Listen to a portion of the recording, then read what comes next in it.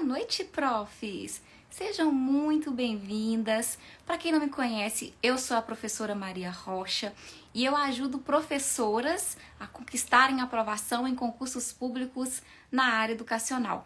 Nessa live de hoje, eu vou falar sobre os principais erros que os candidatos, no nosso caso as candidatas, maioria professoras, cometem quando a gente está estudando para concurso público. Eu listei aqui 9 itens, eu não sei se vai dar tempo para a gente passar, se a live ficar muito longa, eu vou dividir essa live em 2 momentos. A ideia aqui é a gente apontar, né, com mais assertividade como que você se prepara para um concurso público, de modo que você conquiste a sua aprovação, sabendo que é possível a gente chegar a essa aprovação, mesmo com a dinâmica, às vezes, corrida, né, que é a vida da maioria de nós professoras, que inclusive sempre aparece lá nos meus stories essa questão da organização do tempo. Então é possível a gente passar em um concurso público, mesmo tendo esse tempo, né, puxado, corrido para estudar e trabalhar, e a gente tem provas disso aqui no PPC, inclusive com entrevistas de alunas que a gente entrevistou, falou qual foi a forma que usou para estudar. Então eu vou falar um pouco disso, do que aponta a ciência, da própria experiência. Então fica aqui. Viviane, obrigada pelo cabelo. Gente, qualquer dia, o dia que o PPC não tomar todo o meu tempo, eu juro que eu faço um tutorial de finalização de cabelo. Mas enquanto eu estiver organizando o PPC, gente, parece que a minha vida se chama assim, conteúdo da área pedagógica. E eu não vejo a hora dessa fase acabar. Mas enfim, muito obrigada pelo elogio aí. Então vamos lá, primeira questão. Quando as pessoas falam de outros concursos, normalmente os candidatos, eles têm uma dúvida. O que acontece? Tem gente que fica tentando concurso na área policial, para técnico, vai para várias áreas diferentes e quer ali conquistar sua aprovação. Então há um problema para esses candidatos justamente porque eles não focam e o conhecimento ele é produzido por meio de repetições inteligentes. Então esse candidato ele estuda para uma área, depois já muda de área e desfoca, né? Não é o nosso caso. Na área educacional, a gente não tem esse problema, você já sabe qual que é a sua área. Inclusive, tem algumas professoras que me perguntam às vezes, Maria, faço concurso para fora da minha área? Gente, você fez um curso superior para você exercer sua profissão. Se faz sentido para você a docência, para que você vai para outra área?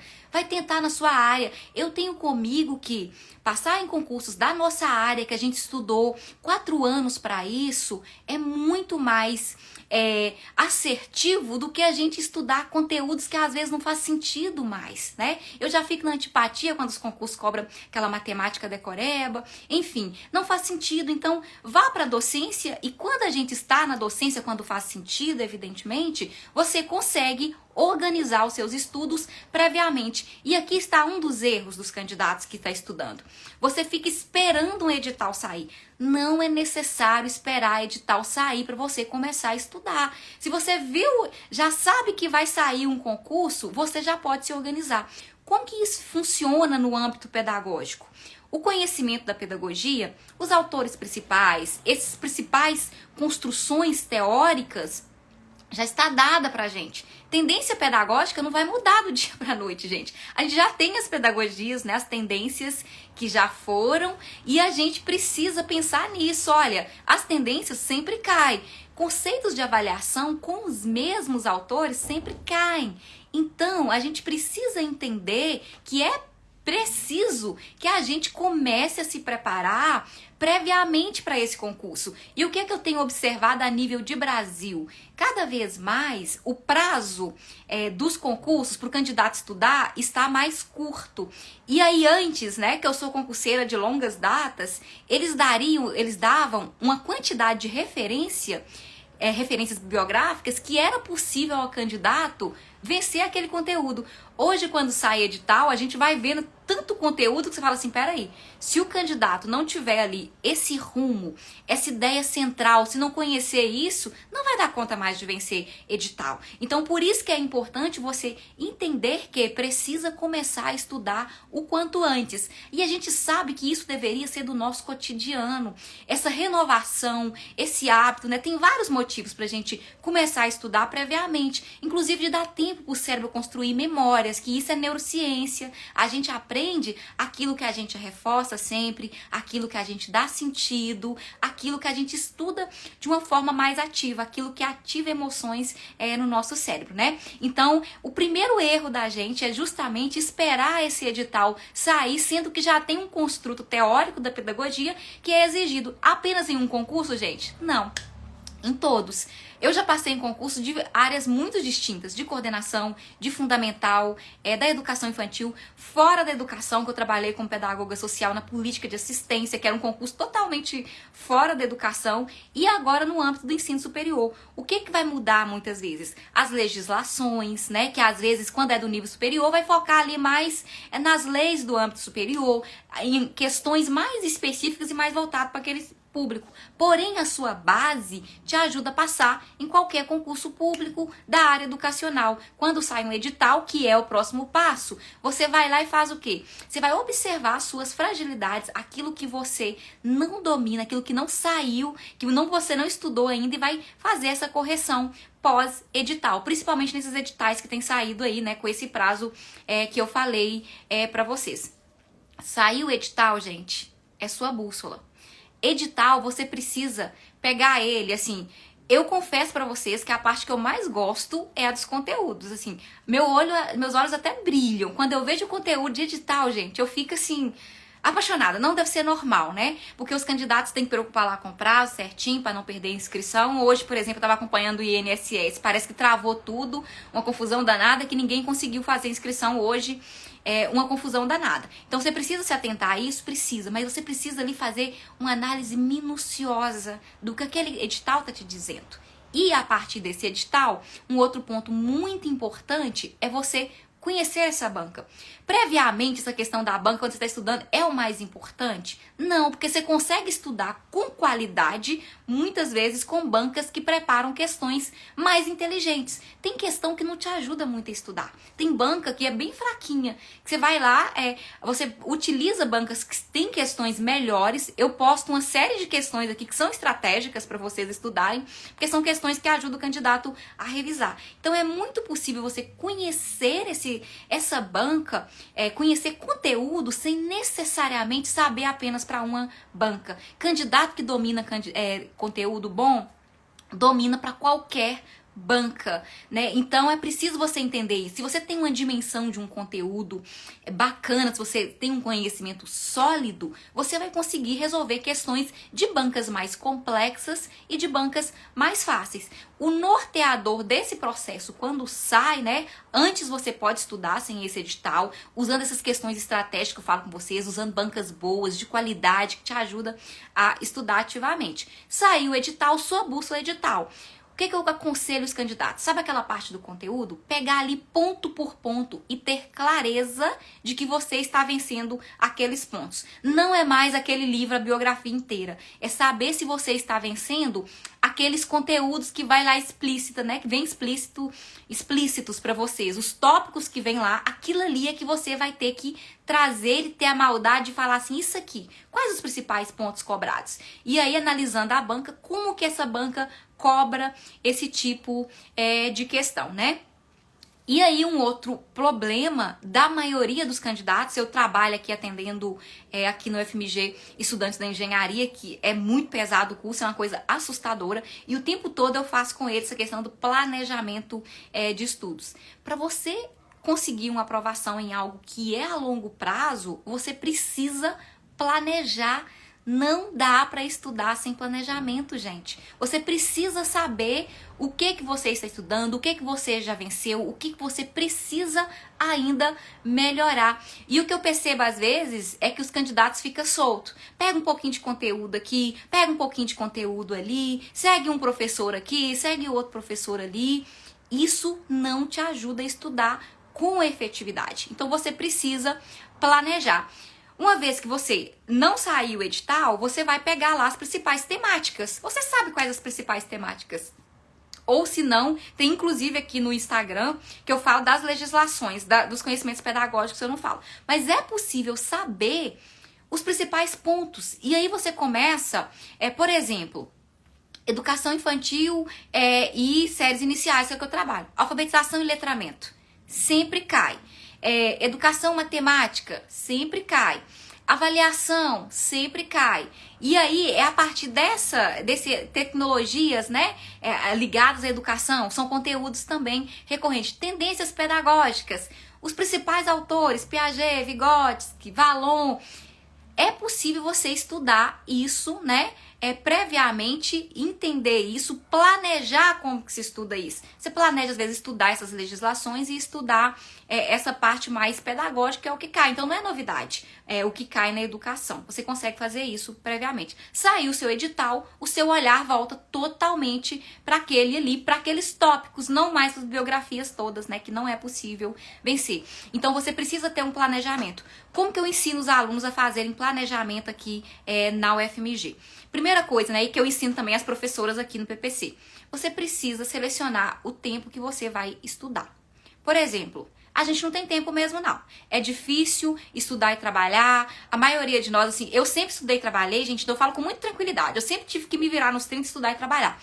Você precisa pensar o seguinte: qual que é o tempo que te sobra? Às vezes, tem candidatos que quer estudar 3 horas, 4 horas por dia e tá começando agora. Seu organismo não vai dar conta disso. Então, você precisa pensar o seguinte: tem algum momento que você consegue sentar com esse foco?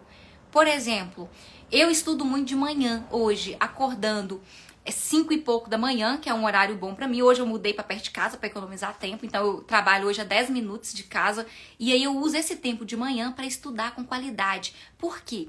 É o momento que nosso cérebro não produziu toxinas ainda, que sua mente está mais limpa, que você não cansou. Então hoje eu faço isso, eu seleciono esse tempo de manhã para estudar. Para todo mundo vale a regra da manhã? Não. Tem gente que funciona à noite. Eu conheço professoras no PPC que a regra da manhã não funcionou. A regra não, né? A sugestão.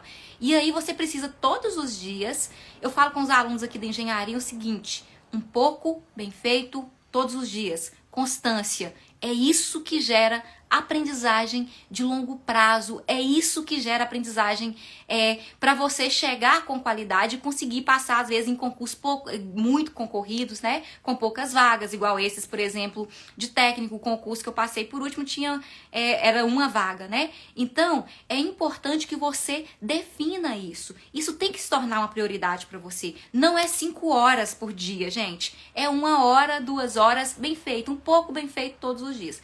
Quando você achou esse horário, né? E você tira lá dentro da sua realidade o que é possível. Tinha professoras no PPC que estudavam 2 horas e meia, tinha professoras que estudavam até 3 horas, algumas apenas 1 hora, né? Descobriu esse seu horário, aquilo que você vai sentar, você precisa pensar o quê? O que você tem para estudar? Você vai pegar agora essas temáticas que eu falei com vocês. Avaliação, você vai estudar essa temática que sempre cai na prova e vai ter ali o seu método. No caso do PPC, eu tenho um método, que é ver a aula, ler o PDF primeiro, ver a aula e resolver questões, né? Que são 3 estratégias aí que a pessoa consegue dominar o conteúdo com muita qualidade. Então, vocês precisam desses passos, que é isso que a gente fala do planejamento. Tem candidato que acha que só colocar na agenda é planejar. Não, isso não é planejamento. Isso é saber o que você vai fazer, né? Em que hora que você vai fazer. Planejar é você prever aquilo que você precisa e agir para atingir esse objetivo, né? Você chegar a um determinado ponto. E aí você vai começar a selecionar. Avaliação, alfabetização e letramento. Dentro desse planejamento, você precisa pensar em mais o quê? Você precisa só ir colocando conteúdo novo e esquecer aquilo que você estudou? De jeito nenhum. O aprendizado é pela repetição inteligente. Então, você precisa voltar naquilo que você já estudou. Só que você vai voltar e fazer tudo de novo, gente? De jeito nenhum.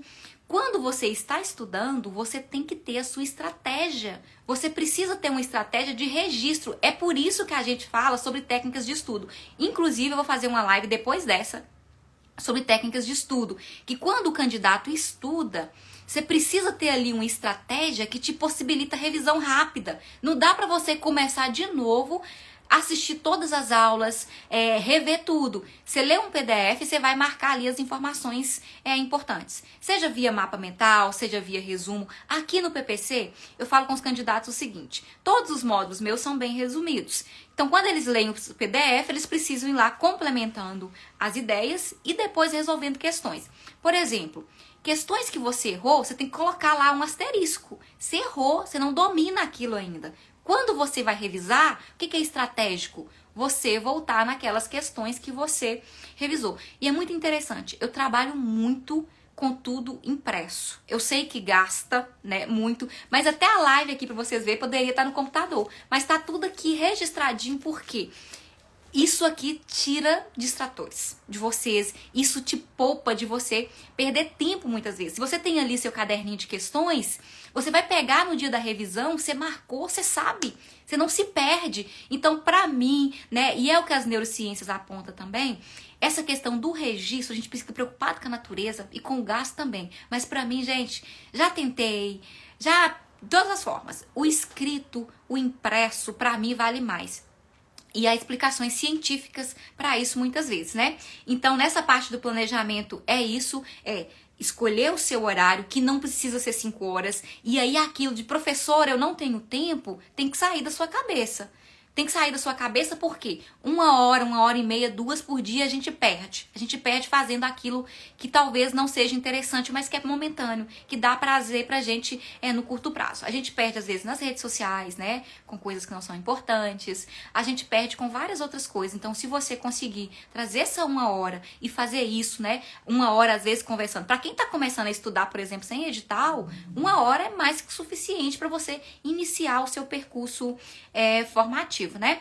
Um outro ponto muito interessante dentro do planejamento, e isso é neurociências também, quando a gente tem facilidade em uma matéria, a gente costuma gastar muito tempo com aquela matéria. Às vezes você já domina aquela matéria e você continua estudando aquela matéria porque aquilo te dá uma segurança, te dá um bem-estar. E aí você não percebe de fato o que você tem dificuldade para fazer. Isso aqui na engenharia é muito comum, porque como as matérias são muito difíceis, e é diferente da humanas, porque na humanas é assim, se a gente não deu conta, você passa para frente, você vai você vai aprender o conteúdo. Você não entendeu, por exemplo, avaliação mediadora, você passa para avaliação somativa, que talvez é mais tranquilo. Aqui na engenharia não tem como. Eles precisam dominar, às vezes, conteúdos que são pré-requisitos para outra matéria. E aí, toda vez que está chegando perto de uma prova e que o aluno sabe que ele não sabe, gente, isso pro emocional do ser humano é muito complexo. Quando a gente vai estudar neurociências, aí fala isso pra gente, que você está de frente com aquilo que te causa dor, né, te leva a correr daquilo. Imediatamente você vai fazer aquilo que você tem mais facilidade. No PPC foi muito interessante, porque eu descobri que tinha alunas que tinham medo de fazer questões. E aí elas iam compartilhando, professor, eu dei conta de fazer. Porque a gente precisa ser realista. Você precisa fazer um teste para saber se você domina ou não aquilo. E prova, gente, nós estudamos avaliação, que prova é para quê? Prova é para ser diagnóstica, né? Pra gente entender. Estão contribuindo aqui, estudar e pareceu que esqueceu tudo. Exato. E aí, quando a gente faz prova, a gente traz isso pra nossa consciência. E quando traz isso pra nossa consciência, é doloroso. A gente precisa lidar com nossas emoções, inclusive para entender. Porque o tempo todo a gente fala, quando a gente está estudando lá, por exemplo, pedagogia, uma das primeiras coisas que eu entendi na pedagogia é que o erro é construtivo. O erro é construtivo. Se o erro é construtivo, tem que ser construtivo para nós professores também. Quando você erra, de fato traz esse desespero. E o que vai fazendo a gente sair desse desespero? É esse entendimento de que quando você erra aqui, você diminui a possibilidade de você errar na hora da prova. Se você errou fazendo uma questão, agradeça. Você errou, você não vai pular a questão. Você vai buscar compreender. E aí dê muito graças a Deus. Porque se cai uma que você já errou e que se você fez o processo certinho, você não vai errar ela mais. Se você diminui a possibilidade de errar essas questões. Então, assim, tem um ponto aqui que a gente vai falar sobre essa questão das emoções, que é basicamente isso, é perder o medo de enfrentar. E perder o medo até da reprovação também. Porque acontece, né? E o que eu falo com as alunas aqui do PPC em relação a isso? Se você fez o que tinha que ser feito, se você se preparou, chegou lá e não deu, paciência. O pior, gente, que eu acho de lidar é quando a gente sabe que tem que fazer, a gente sabe que o concurso é importante, mas a gente prioriza qualquer coisa menos aquilo. Eu sempre fiz muito concurso, mas qual que era a lógica pra mim? Eu vou dar o meu melhor antes da prova. Chegou lá, não deu? Paciência, passou, vida que segue, próximo, que tem direto. E assim é o que eu recomendo pra vocês. Precisa perder esse medo de fazer as coisas, esse medo de enfrentar, esse medo de enfrentar o olhar do outro que julga, né? Então a gente precisa perceber isso, assim, olha, é uma oportunidade que não é a única pra quem tá falando aí que tá muito nervosa com essa questão da prova, não é a única. O conselho que eu dou é se preparem, cheguem lá com qualidade. Quando você chega com qualidade, até a aprovação, né? Essa questão de falar assim, olha, eu fiz o que estava ao meu alcance, sem procrastinar, sem jogar para segundo tempo, isso vai nos dando tranquilidade e essa compreensão, né? De que tem várias oportunidades. E aí depois, eu já falei um pouco disso, que a gente não usa essas estratégias, a gente precisa entender. Parece que a minha mente foi bombardeada. Isso parece que esqueci tudo, muito triste. Eu não sei qual foi a estratégia que você usou, mas eu vou te falar o seguinte. Isso acontece muito quando a gente joga um monte de informação no curto prazo. Que é isso que eu tentei explicar pra vocês, da questão de quando a gente pega 2 meses, 3 meses. Existe aprovação, gente? Com isso existe. Aqui no PPC, eu não posso dizer pra vocês que tem professoras que estudou e passou com 3 meses com conteúdo sistematizado, né? Falar de segue esse passo a passo. Só que quando a gente joga esse monte de informação, primeiro, se você entra num ritmo muito cansativo, você já chega na prova exausta. E aí as neurociências falam isso. Você tenta colocar aquele monte de informação e de fato o seu cérebro não processa informação desse jeito. É no longo prazo. É ótimo o seu exemplo porque eu comecei dizendo isso, falando assim, gente, vamos no longo prazo? Por que no longo prazo? 1 hora todo dia com tranquilidade, 2 horas, né? Quando chega o concurso, aí você vai ir com mais qualidade, com mais intensidade. Agora, querer colocar a gente tudo, a gente vai chegar nessa parte, o seu corpo não está acostumado com isso, o seu cérebro não está acostumado com isso. A gente pode perceber que é difícil para um candidato, a gente vai chegar na questão de fazer provas, né? Uma candidata, eu estava entrevistando ela que foi aprovada, assim, uma história muito interessante, que a professora parou de estudar e voltou e conseguiu ser aprovada. E eu até entrevistei ela muito rapidamente, porque ela foi razoável, assim, fez um mínimo na prova objetiva, porém ela chegou na prova, na redação e fez uma excelente redação, perdeu 1 ponto só na redação e conseguiu aprovação. E ela me trouxe, embora eu soubesse disso, ela trouxe um exemplo muito bacana, que é o seguinte, tem candidato que não está acostumado a sentar 1 hora para fazer um estudo ativo, ou 2 horas. E no dia da prova, a pessoa quer sentar 4 horas e ficar bem. E aí você não está acostumada com isso. Você está colocando o seu corpo num patamar, seu cérebro, sua mente, num lugar que não dá ainda. Isso é hábito e é prática e é a longo prazo, né? Essa dimensão de realmente entender. Então, o conselho que eu dou sempre para vocês, primeiro, é da nossa função estudar, de toda profissão. Então, tenham esse hábito de ir no longo prazo, né? Estudando um pouco todo dia, bem feito. É o que eu falo com essa geração nova. Um pouco bem feito todos os dias, né? Então, aprender essa questão, né? Entender sobre memória, que é isso que eu estou tentando explicar para vocês. Nossa memória não processa muita informação. Planejamento, sobre foco.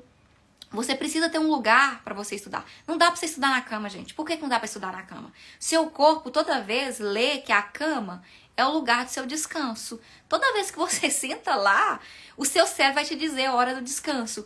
Tem uma aluna que passou aqui no PPC, minha primeira aluna, inclusive, que ela falava assim, olha, eu preparei um ambiente, na hora da sua aula, eu não tô nem aí pra nada. Nem os comentários, eu acho que ela ficava muito ligada. Assim, a primeira coisa que ela fez foi justamente definir esse lugar. E isso é importante do ponto de vista, né, das neurociências. Quando você senta em um lugar ali com poucos distratores, né? Uma das minhas lembranças desde pequena, gente, é o lugar para estudar. As pessoas ficam rindo de mim que quando eu comprei o apartamento que eu fui mobiliar, o meu lugar de estudar ficou pronto primeiro que a minha cozinha. Eu não tinha observado isso. E um colega foi na minha casa e falou assim, gente, era na época do meu mestrado, então tava no olho do furacão, ficou pronto primeiro meu lugar de estudar, depois a cozinha. é muito a relação que eu tenho com conhecimento. É como se fosse uma fome de conhecimento, né? Que seu cérebro se alimenta disso, de como fazer boa redação. E eu vou só concluir o raciocínio, depois eu comento aqui sobre isso. E é muito interessante, gente, que eu fico não aguento as perguntas. Redação é técnica. Redação é técnica. Nada mais é do que técnica, sabe? Porque eu, inclusive, estou tentando montar um curso de redação. Tá bem adiantado, falta não vou prometer para vocês para esse ano ainda, porque eu tenho que fazer tudo, né? Então, deve sair esse curso de redação, mas redação é técnica e é ensinável. E por que é técnica? Eu sei que é técnica. Essa professora que eu falei com vocês, né? Ela fechou basicamente a prova de redação. E se vocês forem analisar, a redação é muito complicado. Só que no PPC, eles, né, a prefeitura em específico de Belo Horizonte tinha dado um temão. Dentro desse tema, eu sabia que tinha tópicos que eram tópicos que poderiam cair no concurso. E aí a gente preparou antes da prova, né, as redações, que era sobre técnica, era parágrafo padrão, que tem ali uma técnica que você consegue. Então as professoras chegaram para a prova com os temas adivinhados. Não tinha parceria com a banca não, tá, gente? Foi que realmente alguns temas, quando a gente tem essa maldade, a gente consegue perceber o que você pensa como a banca, o que dentro daquele tema é interessante. E aí tinha o brincar e alfabetização e letramento. Dentro disso eu elenquei algumas partes, a gente trabalhou previamente, né? Isso eu até tenho gravado, mas enfim. Quantas horas no mínimo estudar? Porque eu estudo o dia todo praticamente. Ô Rose, você pode começar às vezes com 1 hora se o seu edital não saiu, né? 1 hora todos os dias até você acostumar. Você pode depois ir aumentando isso para 2 horas e quando sai o seu edital, você pode intensificar isso, né? Dar um pouco mais dar uma aceleração, que foi o que a gente fez nessas últimas turmas que eu tenho aqui. Saiu o edital, intensifica. Antes do edital, se você estuda com qualidade, 1 hora, 1h30, até 2 todos os dias, gente, vem a aprovação. Não é a maioria das pessoas que estão na educação não tem 8 horas para estudar. A maioria das pessoas tem 1. Só que o que a gente faz? A gente prioriza quantidade e não prioriza qualidade e constância. Prestem atenção aqui, ó.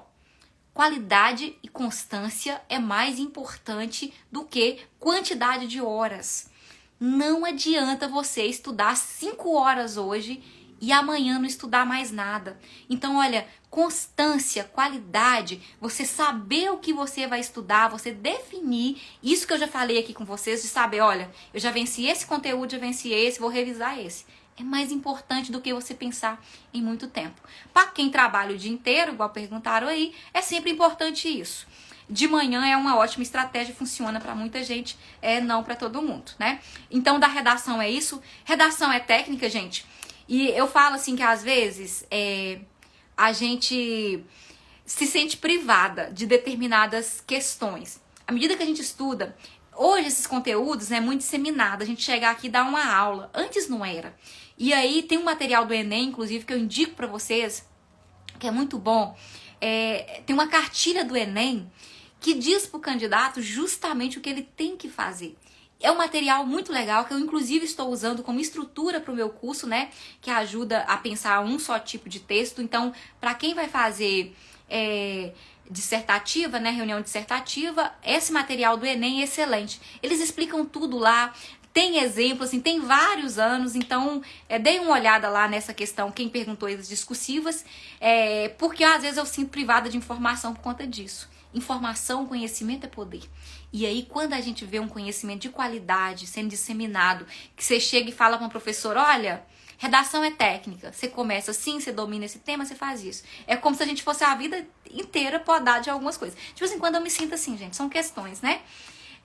E aí a questão da prova, que tinha um ponto que já saiu, a gente precisa aprender a fazer prova.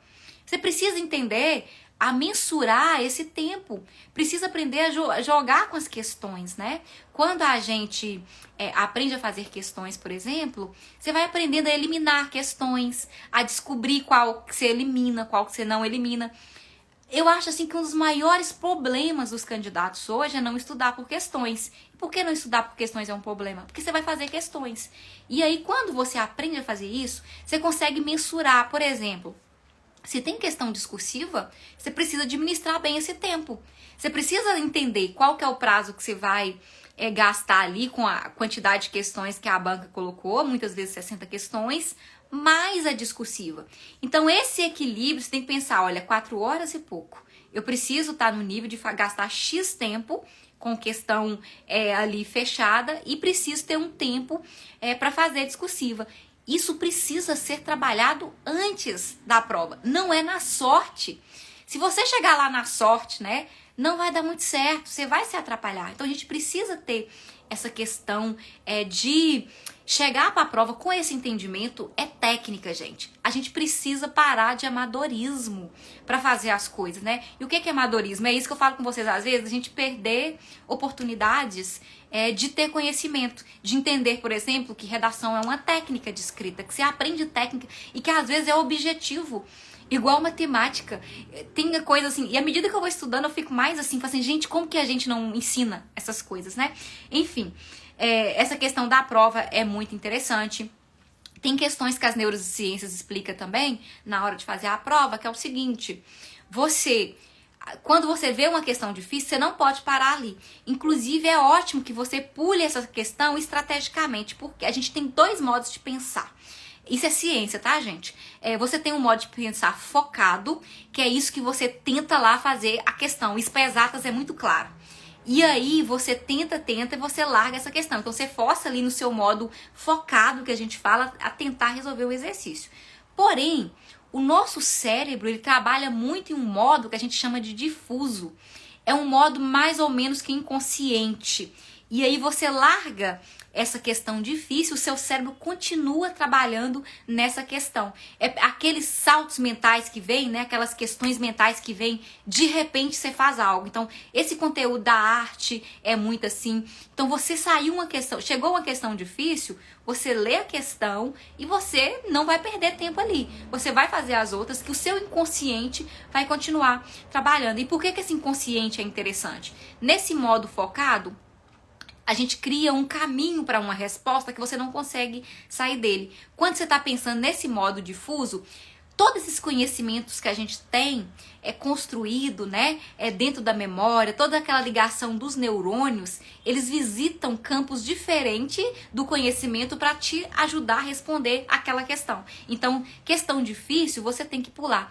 A gente vai juntando esses pedaços de informação, gente, e acaba que fica muito importante na hora de você economizar tempo. Porque se o candidato, às vezes, para numa questão difícil, porque tem gente que é assim, viu uma questão difícil e fala, nossa, acabou minha prova, já não faz nada. Tem gente que passa mal. Não, uma questão difícil pode ser difícil para todos os candidatos. Inclusive, a gente mensura nota de prova assim.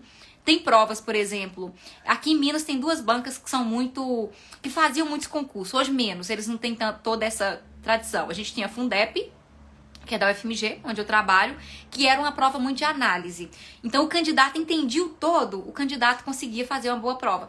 Porém, a nota de corte era extremamente alta. Mas você tem bancas extremamente que cobram um conteúdo que é bem mais conteudista, tipo FGV, que o pessoal fala assim, na educação eu não acho que puxa tanto assim. E aí, as notas dessas provas costumam ser diferentes. Enquanto nessa prova de análise você nivela vários candidatos, você tem uma nota alta de corte, nessa prova mais difícil, o candidato precisa ter estudado. Então, as notas de corte são mais altas. É o caso aqui pra gente, por exemplo, da FUNMARC, que é da PUC e que vai fazer agora o concurso da Assembleia Legislativa.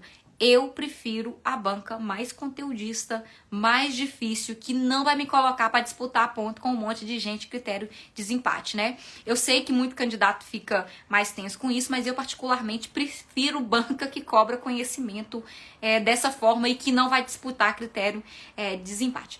Enfim, né? A gente precisa aí aprender a fazer prova e essas técnicas todas também. E aí, eu tô no ponto 7, não sei quanto tempo, nem se tá cansativo, gente. Uma coisa que eu bato muito na tecla e cotidiana, assim, a gente precisa estar perto de pessoas que nos incentivam, gente. E também é neurociência isso. Tem pessoas que é tão negativa quando a gente se propõe a fazer algo que não colabora com os nossos processos. Tem gente que dá pra gente ficar longe.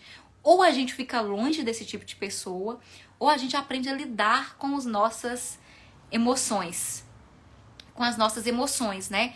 E aprender a lidar com as emoções, a gente aprender a lidar que quando o outro te acha incapaz, é um pensamento que o outro tem que ter. Não é uma coisa que você pode pensar a seu respeito. A Ana tá dizendo aqui o seguinte, que a UFMT, é a Federal do Mato Grosso, né? As perguntas são grandes.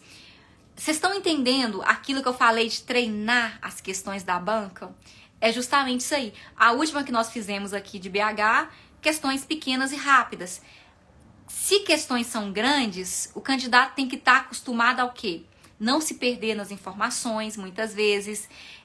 Tá acostumado a esse perfil de prova já antes de chegar lá, né? Quando tem provas, quando tem questões disponíveis. Nem sempre tem bancas com questões disponíveis, aí obrigatoriamente você precisa, né? Obrigatoriamente não, é recomendável que você pegue aí outras questões. Mas se prepare para chegar numa prova de texto longo. E aí o candidato que aprende a ler isso com calma, a chegar lá no final com calma, tende a fazer, né, uma prova mais assertiva. A questão das crenças limitantes, gente, isso é muito interessante. Tem um pesquisador, não, um teórico da educação, que a gente estuda na psicologia, da educação não, a gente estuda ele na psicologia, mas ele fala sobre educação também, que é o Bandura. Ele tem um conceito que ele fala de autoeficácia. O que é isso? Se você acha que você dá conta de passar, ou se você começa a achar que você fala, olha, essa prova é pra mim, eu dou conta, as suas ações vão ser pautadas para esse caminho. Você vai, tudo aquilo que você faz, você vai direcionar para aquelas questões. Então, se você quer fazer um concurso, se você acha que você dá conta, você já começa a preparar o material, você já começa a se mover para aquilo. Diferentemente da pessoa, quando ela começa a pensar que não dá conta, as suas ações vão se distanciando disso. Então, ele fala sobre esse conceito de autoeficácia, é isso. Se a pessoa acredita que dá conta, as suas ações te levam para isso. E é inclusive esse achar que dá conta ou não que vai dizer o tanto que você investe. Nesse sentido. E aí, quando eu falo disso, de ter pessoas por perto que tenham os mesmos objetivos que vocês, é muito importante. Palavras de encorajamento são importantes. Gente que tá no mesmo caminho que você, te dando apoio, é importante, gente.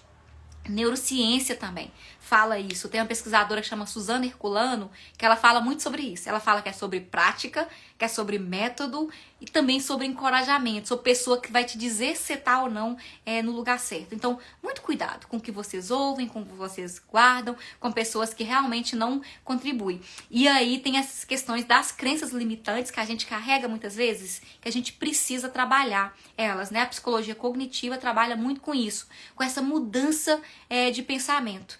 Tem muita gente que fala, eu não vou dar conta. Você pode mudar esse eu não vou dar conta por é difícil, eu tenho que me preparar melhor, porque talvez nesse momento eu não estou pronta ainda, mas eu vou chegar lá. Então é diferente isso, né? Então avaliem o processo de vocês, não deixe que essa crença limitante de achar que um concurso não é para vocês, né? De achar que vocês não dão conta, paralise vocês. Se tem algo que eu posso dizer para vocês para ficar hoje, é justamente isso. Acreditem que vocês dão conta. E quando vocês acreditam, vocês vão se mover, vocês vão correr atrás, vocês não vão desistir até chegar lá, né? E um outro ponto muito importante, que é muito da saúde mental, o que eu percebo? Tem candidatos que acham, que tentam, né, gastar tempo com fatores que não controlam. Às vezes muda o cargo de interesse, tentando achar aquele que é menos concorrido, né? E isso é muito ruim. Faça aquilo que tem sentido para você, mesmo que isso gaste mais tempo. Não se jogue para baixo antes mesmo, né? Tem poucas vagas. Tem poucas vagas, mas você precisa de uma. Você não ocupa 2 vagas. Você ocupa apenas uma. Então, olha, tem vaga aberta, é um concurso para você. Você quer aquilo, é um concurso para você. Eu quero de coordenador, que é mais concorrido. É o de coordenador que você vai estudar para fazer, né? Então, assim, tem gente que troca, às vezes, quer o ensino fundamental, mas vai lá pro infantil, porque acha que vai ser mais fácil. Tem gente que tenta controlar a concorrência, onde que é mais concorrido. Isso a gente não controla. O que a gente controla? Esses fatores que eu falei antes para vocês. De dominar o conteúdo, de começar a estudar com qualidade, 1 hora, todo dia, com foco, de não jogar esse monte de informação de uma vez. E eu digo mais, assim, quando a gente estuda para um concurso, no meu entendimento, e eu tenho clareza para mim, que o meu curso é um curso de aperfeiçoamento profissional. O que é isso? Eu tenho clareza, e vocês vão ouvir isso das minhas alunas nos depoimentos que tem aqui, que é um momento de você se atualizar. É um momento, né? Seja aqui comigo, o meu eu tenho um olhar voltado para isso, porque eu sou pesquisadora, gosto de ser professora, eu queria, né? Eu ia para a universidade dar aula, mas eu encontrei o PPC que era mais interessante. Então, assim, tenham essa clareza, sabe? Se aperfeiçoem profissionalmente. O concurso não é só sobre uma prova, é sobre você estudar a legislação, é sobre você estudar aquilo que você vai fazer todos os dias. Não pode ser visto como um castigo, gente. É um privilégio você se atualizar, você dominar. Pensa numa pessoa que sempre foi segura na vida do que faz. Eu sempre estudei todos os dias em casa, nesse parâmetro que eu falo com vocês. Desde novinha. Não tinha cultura na minha família de estudo, eu era do interior, uma cidade muito pequena, meu pai é analfabeto, e aí não tinha esse incentivo. Só que desde cedo eu aprendi a fazer isso. E eu aprendi que conhecimento tem valor. Então hoje eu trabalho na escola de engenharia basicamente com homens doutores. Eu vou chegar lá, né, se o meu cargo é de pedagoga, o conhecimento que está ali da pedagogia.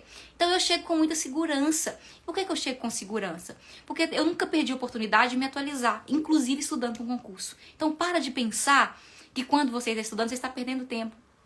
Você está se tornando um profissional melhor, né? É uma oportunidade você dominar a legislação. Dominar a legislação é muito importante na educação. Para coordenador, então, gente, né? Dominar questões de alfabetização e letramento. Para quem é coordenador, para quem é professor, você precisa dominar isso, você precisa saber em que nível que seu aluno tá. Então, meu último apontamento de erro das pessoas é achar que você estuda apenas para fazer uma prova e não aproveitar a oportunidade para você ampliar seu conhecimento, para você aprender sobre sua área. E por último, pra gente encerrar, que eu nem sei quanto tempo, lá no YouTube a gente consegue saber quanto tempo que já falou, né? Que eu ligo e vou, gente. A questão da motivação. Quando eu cheguei aqui na engenharia, os alunos sempre me perguntavam o seguinte: as neurociências falam que a motivação é muito importante. Quando você está motivada, você se move, né? Você tem vontade de fazer aquilo. Isso é a motivação. Você tem ali, né, esse desejo de fazer mais daquilo. Quando a gente... esses alunos, eles falavam para mim o seguinte: como é um curso muito pesado, eles sonham em chegar na UFMG aqui. Quando chega, que se depara com cálculo, que é muito comum nas primeiras provas aqui, eles tirarem, por exemplo, 3 em cálculo. Essa motivação, esse sonho, esse desejo, ele vai se perdendo. E acontece com a gente também, quando a gente vai ficando aí sendo reprovada, né? Enfim, quando a gente acha que não é pra gente. E aí, esses alunos me falavam assim, como que não manter motivação, né? E aí eu me perguntava, quando manter a motivação, quando conquistar a motivação, quando não tem motivação. Então não adianta falar pros alunos pra ficar motivado. E aí eu comecei a estudar mais sobre isso, né? O que faz quando não tem motivação? E aí uma das coisas que diz, né, e que a gente já sabia, mas que a gente precisa trazer para a consciência, é o seguinte: o que faz sentido para você? O que te move? Por que essa aprovação é importante para você? Isso que vai fazer. E aí não é a motivação, porque a motivação, ela passa. Esse desejo de fazer mais, a gente tem muito quando vai dando certo. Quando tá dando errado, a gente não tem muita motivação para continuar. E aí é o propósito. É o propósito, é onde você quer chegar, é por que esse concurso é importante para você, é como que esse concurso vai fazer você mudar de vida. Gente, mudou a minha. Eu comecei assim de uns concursos que não pagavam tão bem, né? Então eu vendo o que eu vivo para vocês, né? Vendo no sentido de vender literalmente, no sentido de também trazer isso para vocês. Quando não tiver motivação, é na força da decisão, é na força da disciplina, é na força do desejo de saber onde você quer chegar, do que é importante para você. É tempo com sua família que você quer? É estabilidade profissional? É fazer planos para o futuro? É isso que você deseja? Então são esses pontos que vai ajudar a gente naqueles dias que são mais complexos, que são mais difíceis e que todos nós passamos por isso, né? Eu sou uma pessoa da disciplina, eu tenho muito cuidado com isso, porque eu já adquiri isso, né? Construir isso. Ninguém nasce muitas vezes assim. Tem perfis de personalidade que ajudam, mas nós não nascemos assim. A gente se torna disciplinado, né? E aí quando a gente entende essa questão, né, de que estudar não é castigo, de que você está fazendo um bem, de que você está construindo o seu futuro, e a gente precisa parar de viver de imediatismo.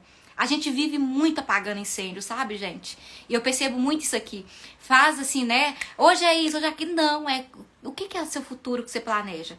É seu cargo público daqui X tempo do edital que você ouviu falar que vai sair na sua cidade? Aí você começa a se preparar para isso, né? Basicamente... É isso, acho que na live de hoje. Eu espero muito, né? Eu tô me livrando do conteúdo, porque eu sou a pessoa que gosta de falar de muitas coisas além do conteúdo. Vou deixar um convite muito importante aqui para vocês.